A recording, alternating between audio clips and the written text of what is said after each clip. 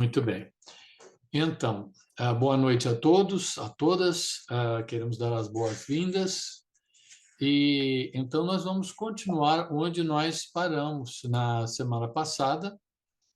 Nós falamos aí sobre Moisés e não conseguimos terminar aí a questão de tudo que Moisés representa no Antigo Testamento e para a nossa fé cristã, porque realmente a base dos mandamentos e tudo, nós tínhamos visto algo sobre, paramos aí em Números 21:9, íamos comentar e acabou o tempo. Então, comentando rapidamente essa experiência no deserto, onde houve a murmuração, reclamação do povo, e Deus mandou umas serpentes, as pessoas começaram a ser picadas e morrerem, e apelaram a Moisés. Moisés orou e Deus mandou que ele fizesse uma serpente de bronze e colocasse essa serpente, então, lá para que o pessoal olhasse e, olhando,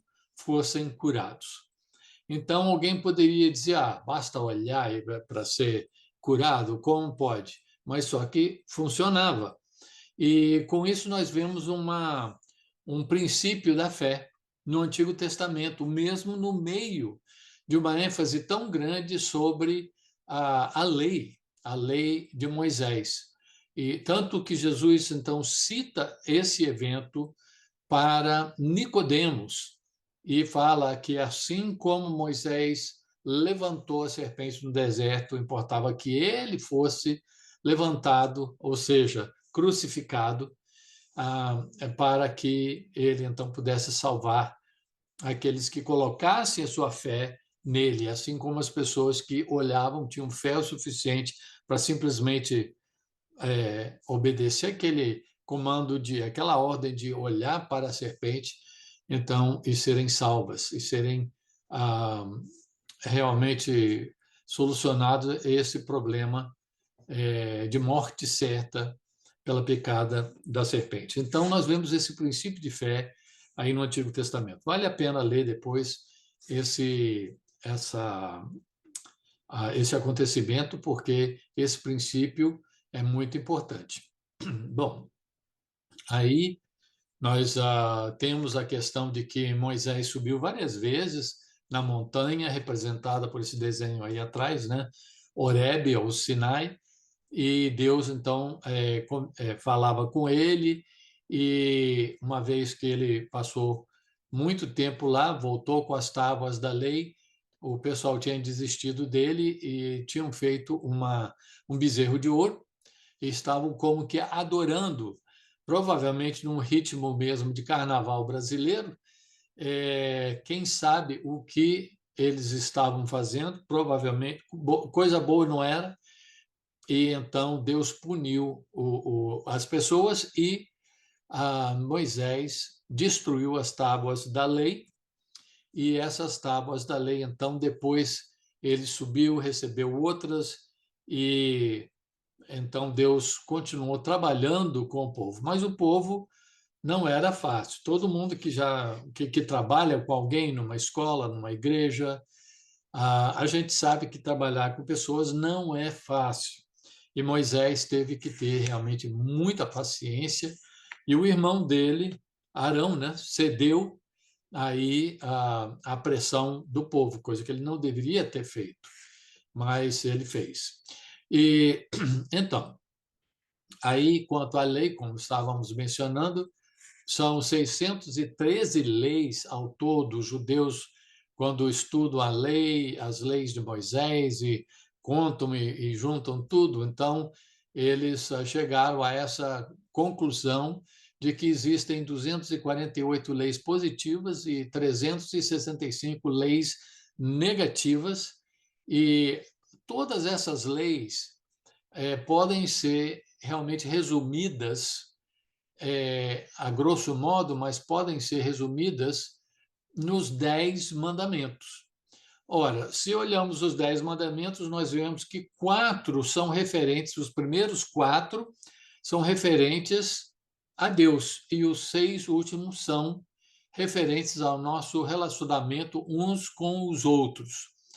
Então, é interessante que Jesus disse: buscai primeiro o reino de Deus e todas essas outras coisas vos serão acrescentadas. Primeiro, nós temos que buscar as coisas de Deus, o reino de Deus, a lei de Deus, o relacionamento com Deus, e o resto vai realmente seguir em ordem e vai se encaixar perfeitamente se nós fizermos isso. Então, os primeiros 4 referentes a Deus, os últimos 6 referentes a uns aos outros, e esses 10 mandamentos, o próprio Jesus, quando foi questionado, ele disse que os 2 maiores mandamentos são: amarás o Senhor teu Deus e ao próximo como a ti mesmo. Então, nós vemos aí que quando ele diz amarás o Senhor teu Deus, está o quê?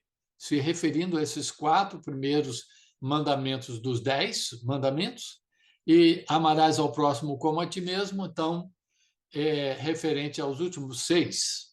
Então, nós vemos aí como nós podemos organizar e entender as leis dessa forma, né? Os maiores mandamentos. Então, realmente o amor é o cumprimento da lei. Se nós amamos a Deus de todo o coração, de toda a nossa mente, todo o nosso esforço, então nós vamos estar prontos e aptos a amar o nosso próximo como amamos a nós mesmos.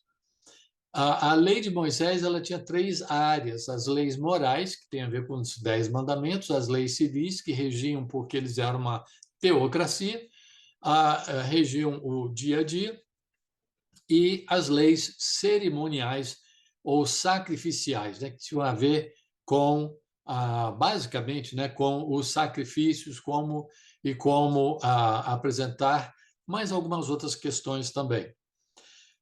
Para a gente, realmente, a gente entende que as leis morais é que são aplicáveis à nossa realidade e continuam, essas aí não mudam. E Jesus mesmo falou que essas leis de Deus não mudariam. Eu creio que ele estava se referindo às leis morais, aos princípios morais da lei de Moisés. Nós temos aí os 10 mandamentos, não precisamos nem colocar isso aí, mas colocamos como recordação de que quando ele deu os 10 mandamentos, às vezes a gente não se lembra desse fato. Os 10 mandamentos representam a aliança que Deus fez com Moisés e com o povo de Israel. Eles anunciou, diz Deuteronômio 4:13, a sua aliança, os 10 mandamentos.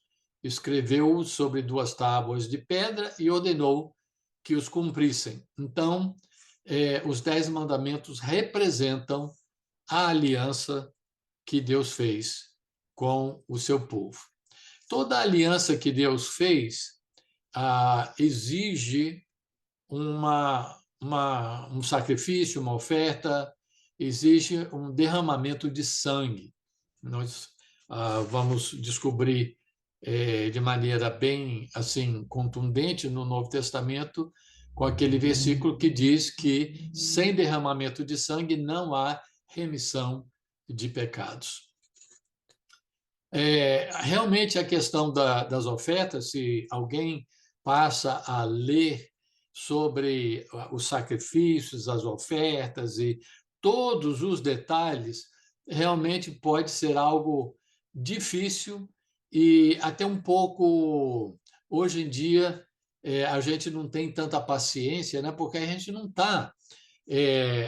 tem que cumprir todos esses sacrifícios assim, então a gente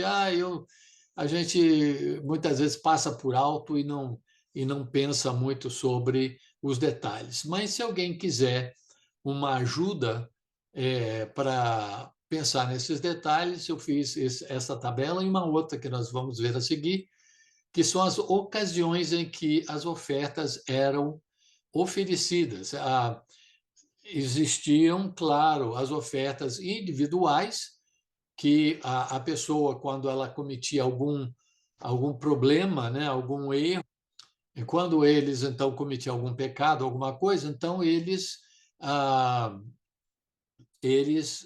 sacrificavam de acordo com as instruções. Mas, além disso, mesmo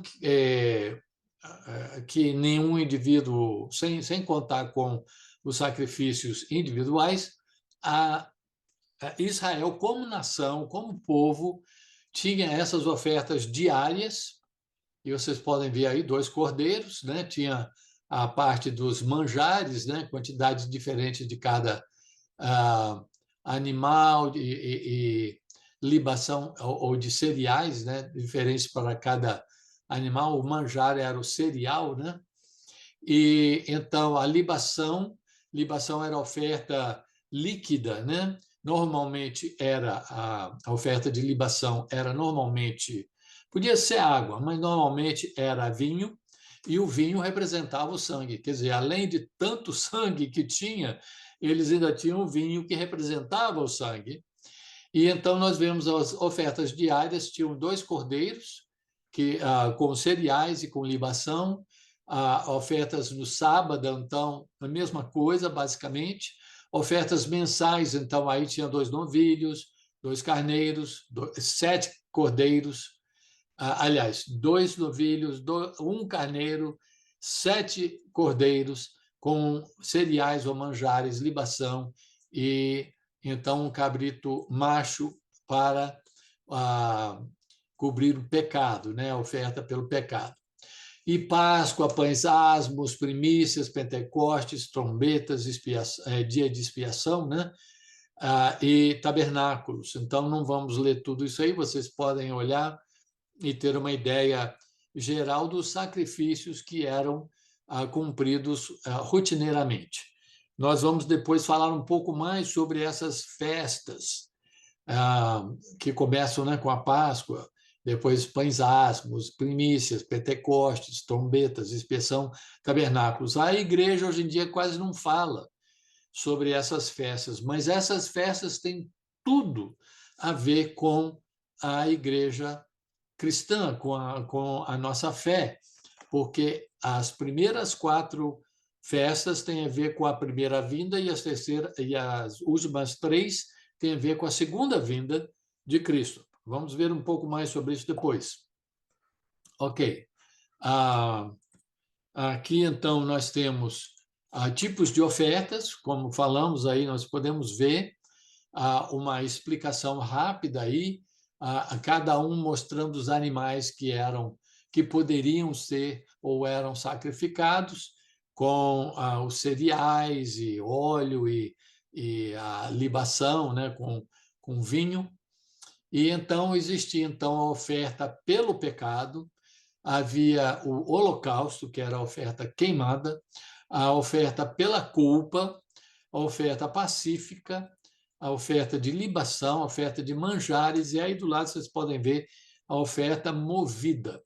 A oferta movida tinha a ver com os sacerdotes, eles dependiam das ofertas para a sua sobrevivência, para o seu alimento, inclusive, então parte das ofertas que vinham, eles podiam então consumir.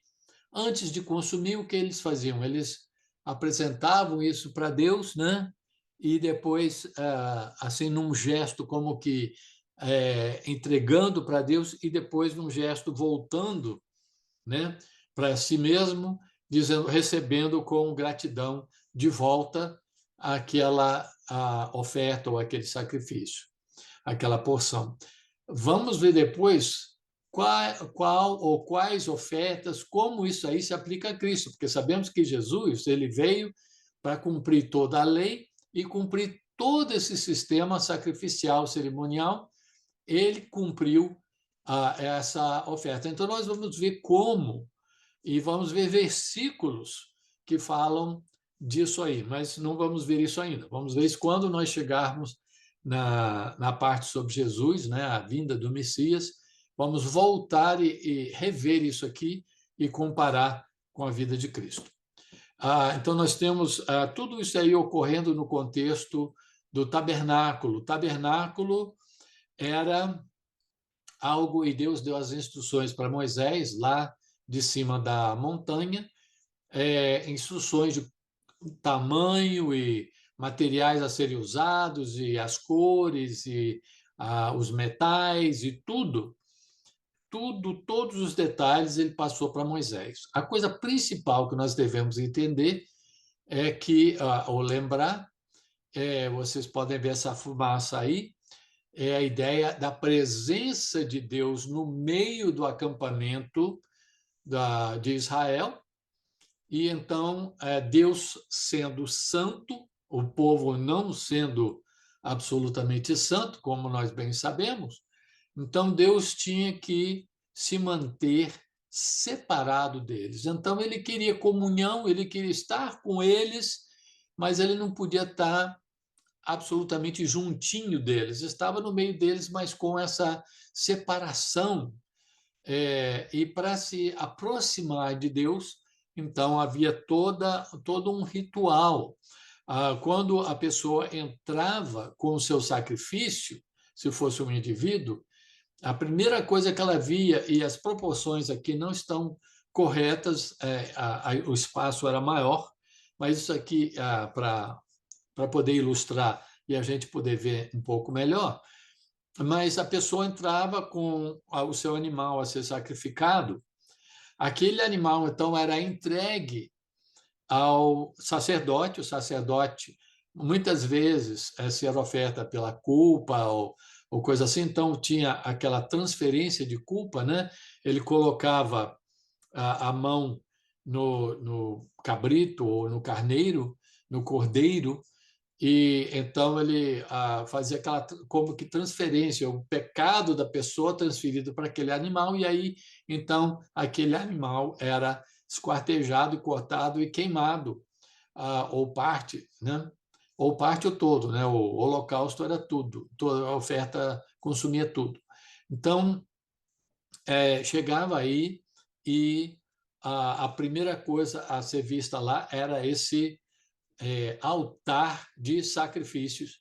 E então, algo muito interessante para a gente levar em conta, eu vou dar uma referência para vocês, não sei, seria interessante anotar, lá em Números 16, nós temos uma história muito interessante, triste, muito triste, mas interessante, de Corá e alguns outros que se rebelaram contra Deus. E então Moisés fala: olha, então pega os seus incensários, eles eram levitas, mas eles não podiam ser sacerdotes. Deus falou, como nós mencionamos antes, Deus ordenou que sacerdotes tinham que ser descendentes de Arão. Eles não eram descendentes de Arão, eles eram descendentes de Levi, mas não de Arão. E então eles queriam ser sacerdotes, eles queriam ter todos os direitos e esse prestígio. E Moisés falou: mas vocês já estão fazendo um trabalho tão importante diante de Deus, e Deus estabeleceu assim, mas eles não queriam saber. Então, é aquela história que vocês já devem ter ouvido falar, da terra se abrindo, engolindo esse pessoal. O interessante é que os incensários deles, eles depois, Deus deu a ordem para pegar aqueles incensários, nós temos isso aqui em Números 16, especialmente versículos 38, quanto aos incensários daqueles que pecaram contra a sua própria vida, deles se façam lâminas para a cobertura do altar, porque os trouxeram perante o Senhor, pelos quais são santos, e serão por sinal aos filhos de Israel. E versículos subsequentes, 39 e 40. Então, aí nós temos essa questão. Esses incensários foram achatados, tudo indica que eles eram feitos de cobre, e então, ou de bronze ou de cobre, e eles então foram usados para cobrir e fazer esse altar de sacrifício. Por que menciono isso? Porque esse altar, a gente, para entender a pessoa entrando na presença de Deus, o tabernáculo representava então a presença de Deus, tinha essas etapas, não havia como um pecador se aproximar de Deus sem primeiro cuidar do problema do pecado. E o pecado, como se resolvia? Com sacrifício. E quem sacrificava não era nem o adorador, era o sacerdote. E em cima desse altar de sacrifício, que era feito de bronze, e que bronze? O bronze que mostra o julgamento de Deus contra a rebelião, contra o pecado. Então, depois nós vemos o lavabo, onde o sacerdote lavava a mão, e daí para frente é tudo ouro. Por quê? Já representa o tabernáculo em si, a presença real, gloriosa de Deus. Então, realmente, muito interessante o simbolismo do tabernáculo, falando sobre essa questão da proximidade de Deus. Bom, vamos seguir aí. Nós temos um caminho bastante comprido hoje, muita coisa para cobrir. Aí vocês podem ver um pouco mais aí. Só o sacerdote poderia, claro, entrar no lugar santo, que é aquela primeira parte. No Santo dos Santos, só o sumo sacerdote podia entrar, e apenas uma vez por ano.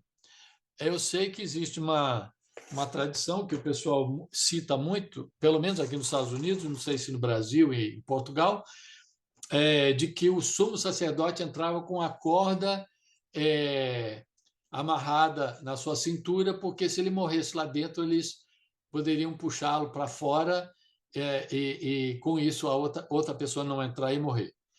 Essa tradição já foi desbancada. Dizem que não, isso não procede, não tem nenhuma tradição e não tem nada na Bíblia sobre isso. Bom, vamos seguir. E esses são os utensílios, os móveis, né?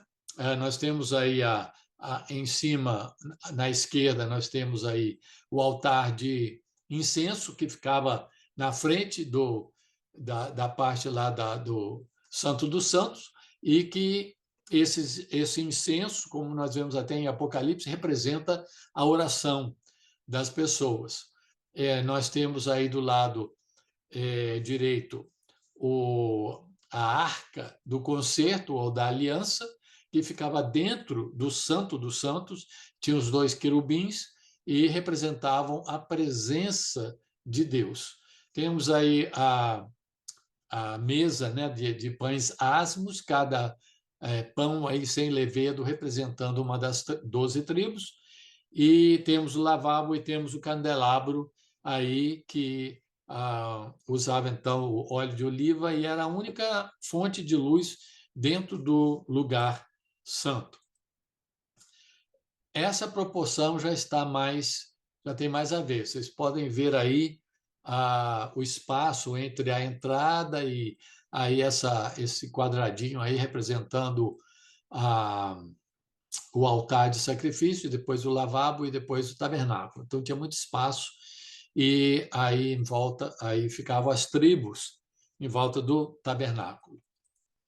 Aqui nós temos o tabernáculo sendo construído, remontado aí, nós temos aí os móveis e as divisões aí, o véu que separa, né, o lugar santo do Santo dos Santos, e tudo de ouro lá dentro, né?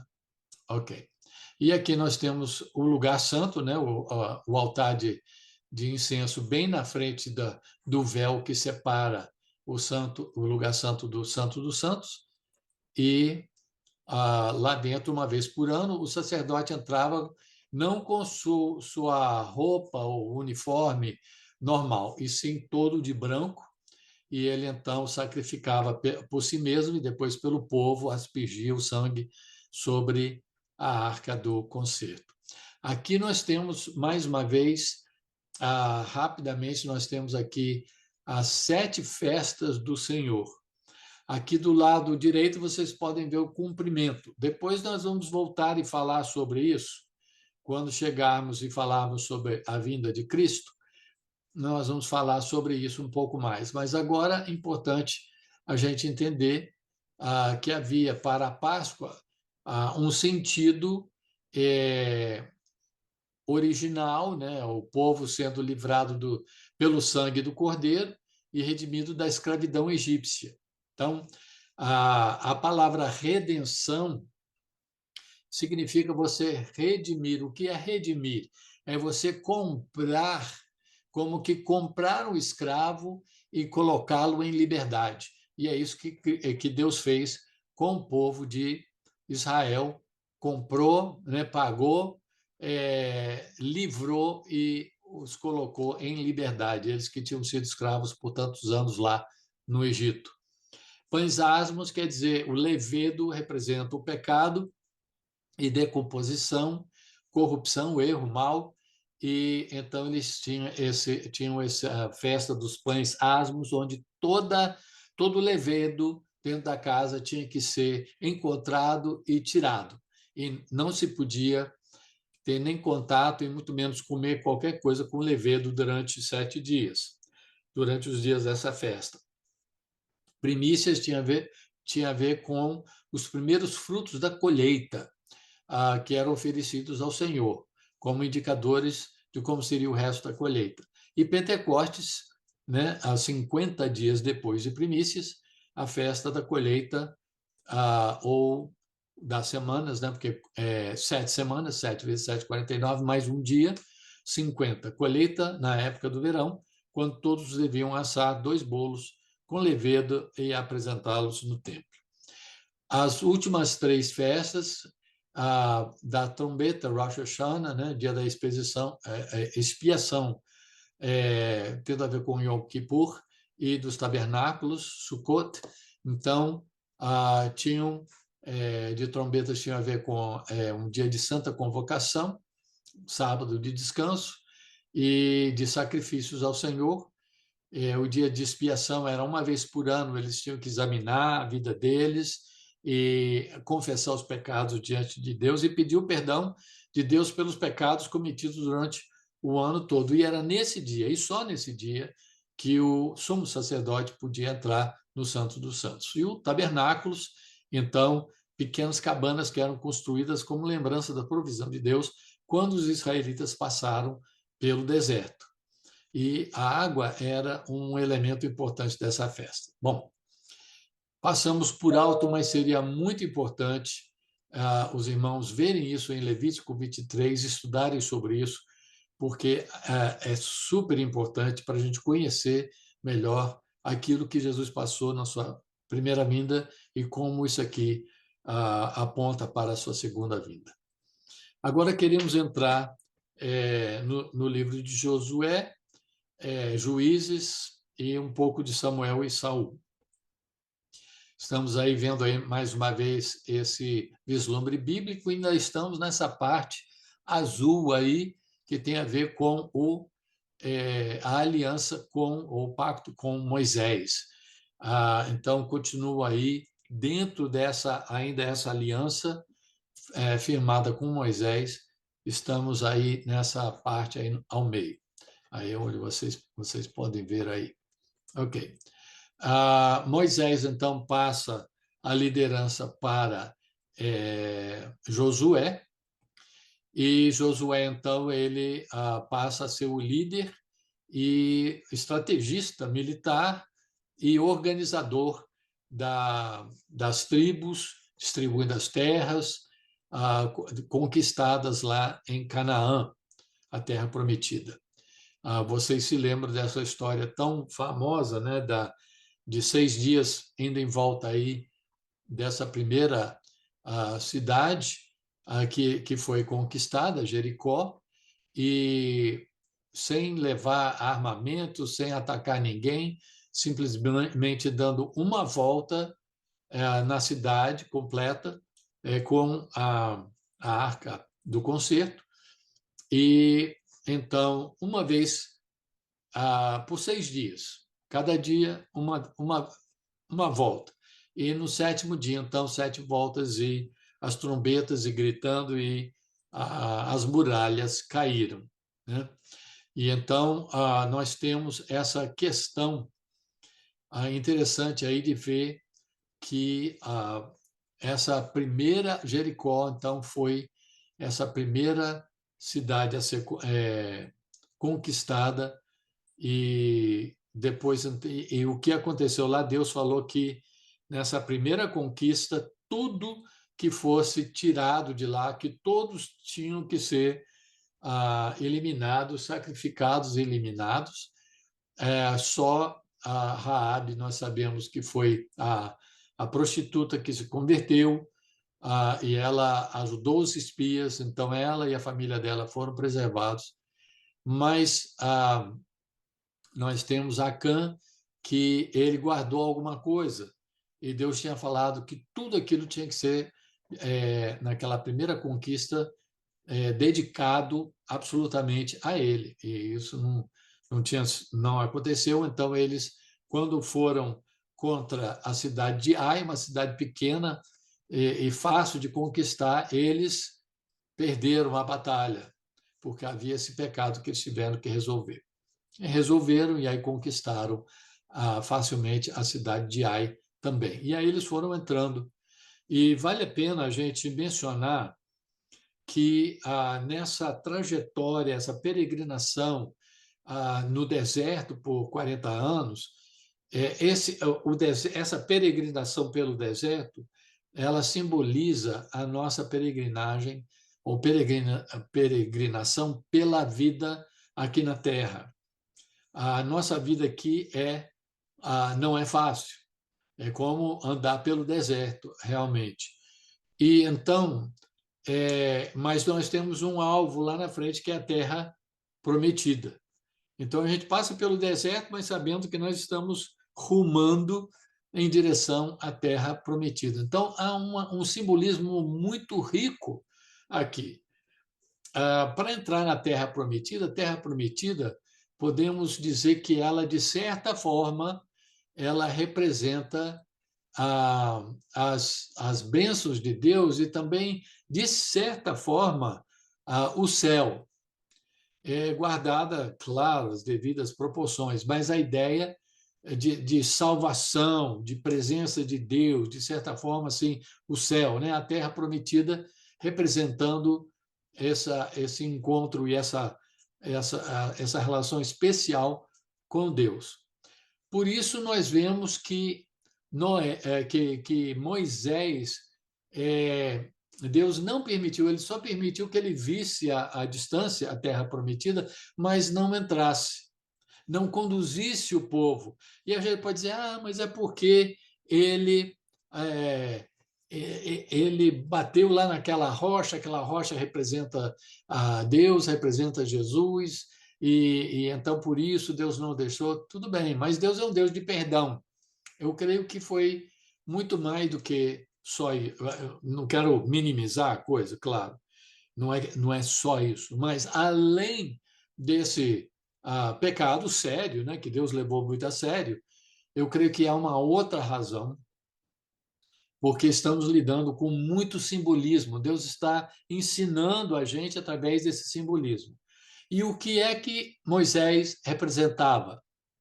A lei. E o que é que Josué representava? A graça. Mas como assim a graça? A graça nesse sentido. A graça significa aquilo que Deus faz por nós que nós não podemos fazer por nós mesmos. É um dom gratuito de Deus. Então, é interessante ver que Josué, a palavra Josué significa Deus salva. Deus salva. Então, a lei não foi dada para que a gente, cumprindo a lei, a gente pudesse se salvar. Muita gente tem essa ideia, é uma ideia muito enraizada, mas não é correta. Deus não nos deu. A lei é como um espelho.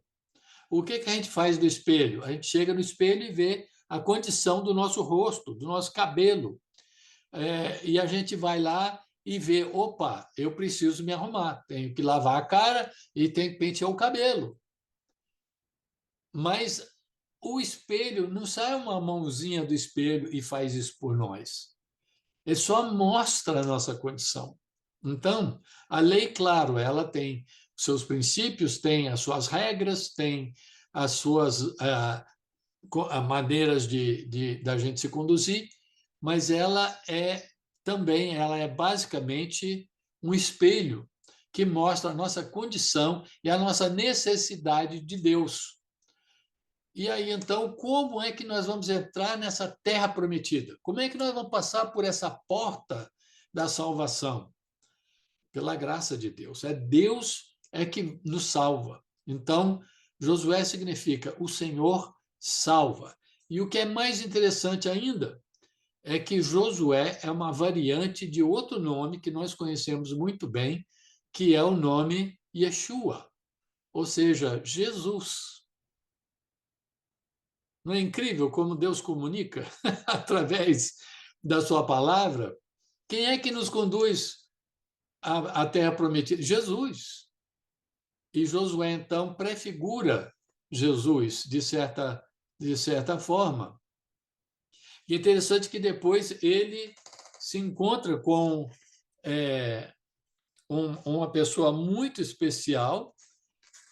Vocês têm aí na página 24, onde Josué, se encontra com um homem, entre aspas, né, que se identifica como príncipe do exército do Senhor e que aceita a sua adoração, não podendo assim ser um anjo, não pode ser um ser celestial. Ele é o próprio Deus, o próprio, eu creio, Deus Filho. Tudo indica que foi uma manifestação do Senhor Jesus Cristo, a figura verdadeira que apareceu ao que o prefigurava. Então, Jesus aparece a Josué, tudo indica, né?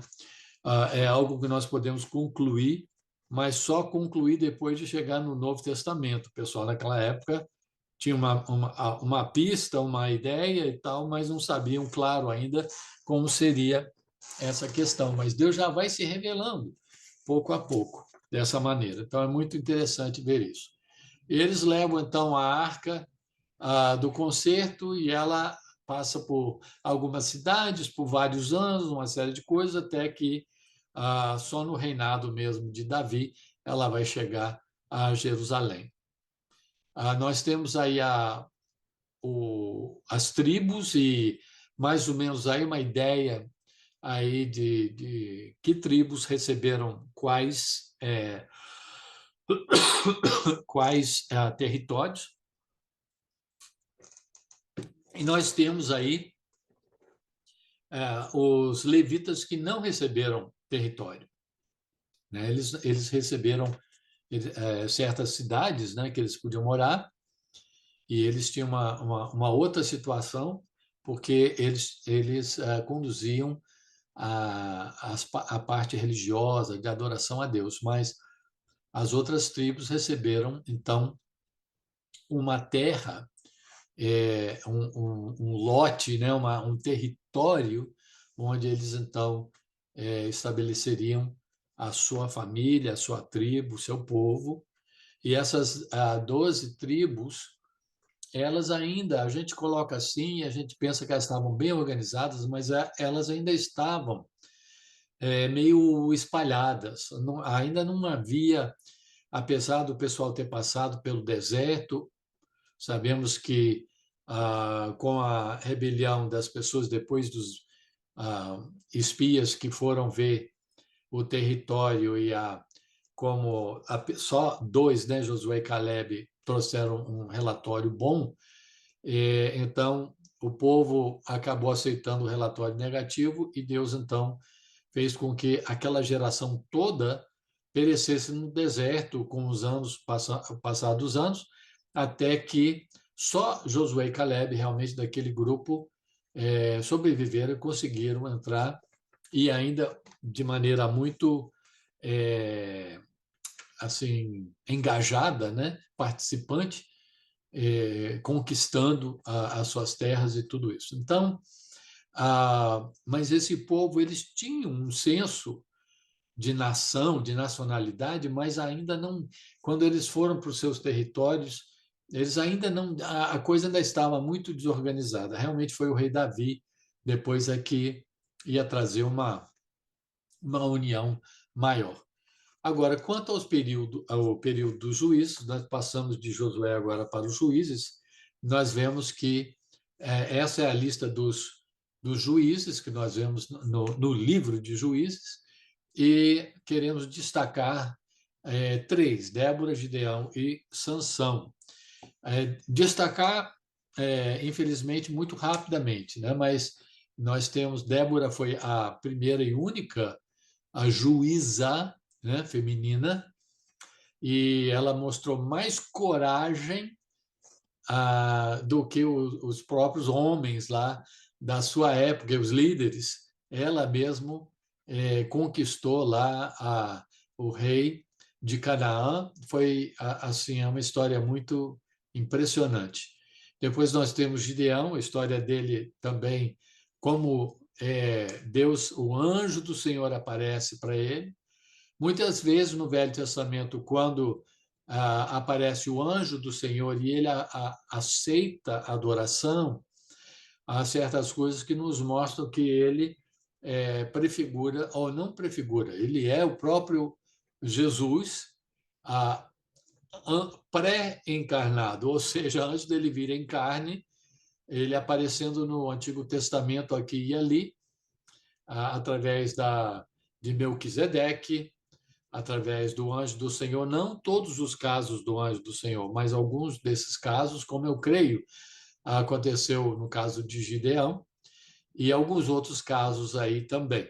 Bom, e nós temos também Sansão, um homem tão forte, o homem mais forte que jamais existiu, pelo que entendemos, mas em espírito ele era uma pessoa muito fraca, e ele, apesar de Deus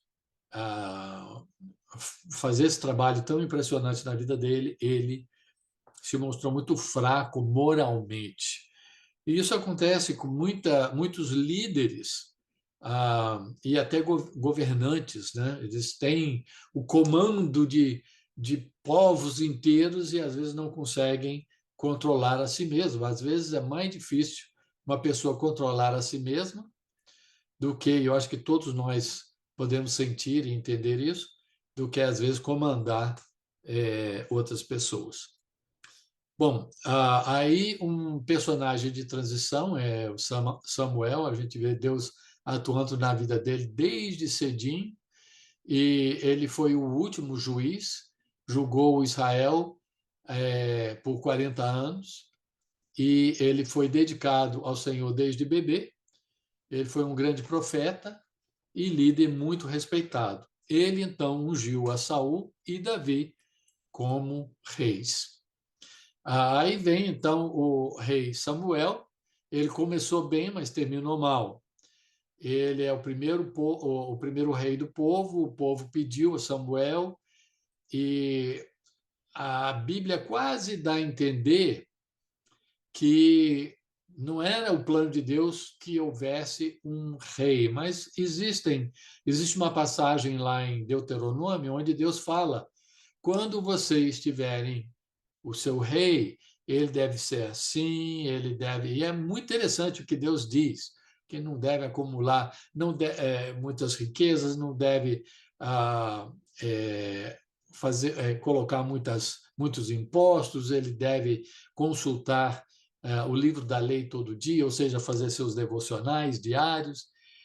Mas o problema realmente que acontece aí é que o pessoal não esperou. Se Deus é o rei, se Deus era o rei do pessoal, eles tinham que esperar a iniciativa de Deus dizer: ok, agora vocês estão prontos e eu estou pronto para colocar o meu rei aí. E não esperaram. E realmente a escolha de Deus a gente vê que veio depois de Saul, que realmente foi o rei Davi. Bom, Saul foi muito dedicado ao início, mas infelizmente no final de sua vida ele cometeu alguns erros que Samuel deixou bem claro que e ele não queria admitir o seu pecado, o seu erro. E então Samuel falou: olha, Deus está tirando de você o seu esse reinado, ou seja, não vai, né, os seus filhos, a sua família não vai continuar pela sua família, Deus vai passar isso a outro que merece mais do que você. E aí, então, entra o rei Davi,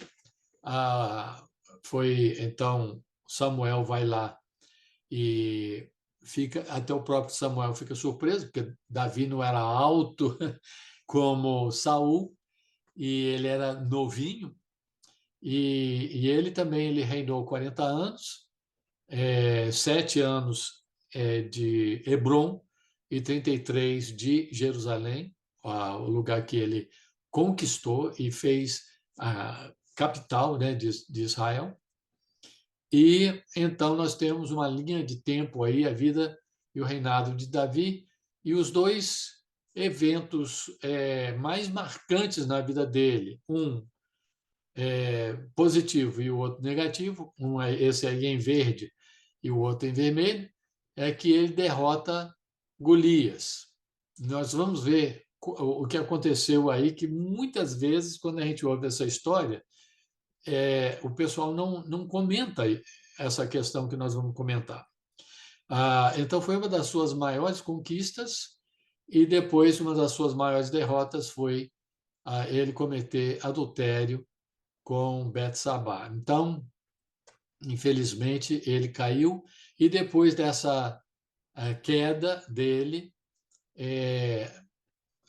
os problemas nunca se afastaram da família dele. Foi um problema, ele perdeu a moral, perdeu a autoridade diante da família dele, e a gente vê uma série de conflitos e problemas que vieram. Interessante a gente reparar que Abraão ele viveu 2.000 anos antes de Cristo, Moisés 1.500 anos antes de Cristo e Davi 1.000 anos antes de Cristo. Interessante, né? Então Samuel apanhou o chifre cheio de óleo e o ungiu na presença dos seus irmãos, e a partir daquele dia o Espírito do Senhor apoderou-se de Davi. Logo no próximo capítulo, o que a gente vê? Ele derrota esse gigante com uma pedra. É muito importante lembrar que ele foi lá com a autoridade do Espírito Santo. O Espírito de Deus se apoderou dele. Ele vai lá com uma autoridade marcante e derrota aquele gigante. Agora, é importante a gente mencionar que Golias ele não era uma pessoa alta. Ele não era chamado de gigante. Eu lembro anos atrás, ouvindo essa explicação, é porque o pessoal naquela época não era alto como hoje. Hoje, por exemplo, as pessoas seriam, o pessoal mais alto, né? Seriam considerados gigantes naquela época. Não. Golias era um gigante. E ele era remanescente de gigantes que sobreviveram, não sabemos como, porque a Bíblia não nos diz, ao dilúvio. Então, mesmo depois do dilúvio, a gente vê que existem gigantes, mencionamos isso antes, e Golias foi um deles, mas eles não eram imbatíveis, eles não eram indestrutíveis, e com a pedra certa na testa desse gigante, então, ele foi nocauteado, e depois a própria espada dele foi usada para cortar fora a cabeça dele. Então, nós vemos essa vitória impressionante. Então, Davi, ele tinha 30 anos de idade quando começou a reinar, reinou durante 40 anos. Em Hebrom, reinou sobre Judá, a tribo do sul, né? 7 anos e meio, e em Jerusalém reinou sobre todo Israel e Judá, 33 anos, segundo Samuel 5, 4 a 5. Nós temos aí uma ideia da cidade de Jerusalém, que perdão, que Davi conquistou dos jebuseus e levou então o tabernáculo para lá. Não sabemos aonde, isso aí é uma ideia. Não sabemos exatamente onde foi colocada o tabernáculo, mas foi levado para lá com a Arca do Concerto. Vocês se lembram daquela história? Tiveram que parar porque 2 pessoas tocaram na arca, morreram. Davi ficou chateado e tal, e depois, então, uns meses depois, fizeram conforme a lei, conforme as instruções de Deus, e deu tudo certo. Podemos ver aí, bom, aí ele tinha um palácio dele, ainda não tinha um templo, ele tinha um palácio dele, não foi para a guerra, e ele então cometeu adultério. E não só isso, ele praticamente pode-se dizer que ele cometeu assassinato, porque ele colocou Urias na linha de fogo para ficar com a mulher dele. Então, Davi, com todas as coisas realmente positivas e boas que ele tinha, ele assustou aí com esse problema aí. Nós vemos então a expansão aí de Jerusalém e depois a construção do templo pelo sucessor de Davi. Davi acumulou tesouros e bens e materiais e desenhou a ideia, Deus o inspirou para fazer esse templo, para fazer a planta, a ideia do templo, mas Deus não permitiu que ele construísse o templo, porque ele tinha muito sangue nas mãos, então isso ficaria para o seu sucessor, o seu filho, e então nós vemos aí que Salomão construiu, tanto que é chamado de o Templo de Salomão, né? O primeiro templo. E Salomão era um homem que, durante o seu reinado, basicamente não houve guerra, né? Conflitos com outras nações. O rei Salomão, ele foi o terceiro rei de Israel, ele também da tribo de Judá,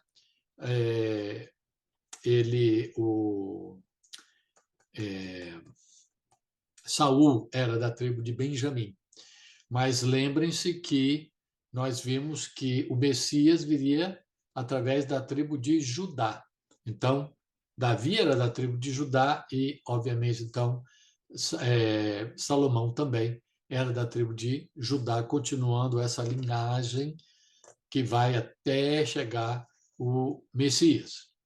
Reinou também por 40 anos. 40 aparece muitas vezes aí com os reinados, né? Então, 40 anos ele reinou sobre uma nação já mais coesa e organizada.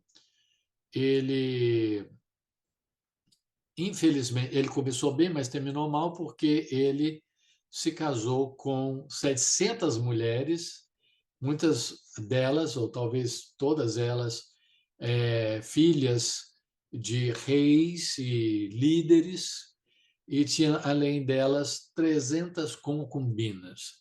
É uma história muito difícil da gente hoje em dia entender como seria possível uma coisa dessas. Ele construiu a parte notável e positiva, é que ele, então, construiu o templo. A construção levou 7 anos, teve a ajuda do rei de Tiro, que o ajudou com pessoas especializadas nas artes e tudo, né, e com algum material. E ele, então, na hora de inaugurar o templo, ele mandou sacrificar 22.000 bois e 120.000 ovelhas. E então apareceram, e então nesse templo aí, tão rico e suntuoso, com o material que veio do tabernáculo, mas também outro material que foi colocado, que tinha vários candelabros, várias mesas de pães asmos, mas ainda apenas uma arca do concerto. E então Deus mesmo mandou fogo do céu e consumiu os sacrifícios. A gente vê no final da vida dele, então, em 1 Reis 11, de 5 a 7, que ele, infelizmente, olha que coisa triste. E assim, de cair o queixo, a gente vê que ele veja só o que diz: Salomão seguiu a Astarote, deusa dos Sidônios, e a Milcom, a abominação dos Amonitas. Esse Milcom, dependendo do país ou da área, tinha um outro nome que era Moloque. Inclusive a palavra moleque, né, que a gente no Brasil, não sei se em Portugal, mas a gente fala, aquele moleque. Moleque é uma variante de Moloque, e eu só descobri isso esses dias. E assim fez Salomão o que era mal perante o Senhor e não perseverou em seguir o Senhor, como Davi, seu pai. Nesse tempo, edificou Salomão um santuário a Quemos, outro deus aí, abominação de Moabe, né, dos moabitas, sobre o monte fronteiro a Jerusalém. Então, além de se dedicar aí a esses outros deuses, ainda construiu um santuário para Quemos e outro santuário para Moloque, a abominação dos filhos de Amon. Então, realmente é algo muito triste que ele fez e então terminou a sua caminhada aí, o seu reinado de modo muito feio.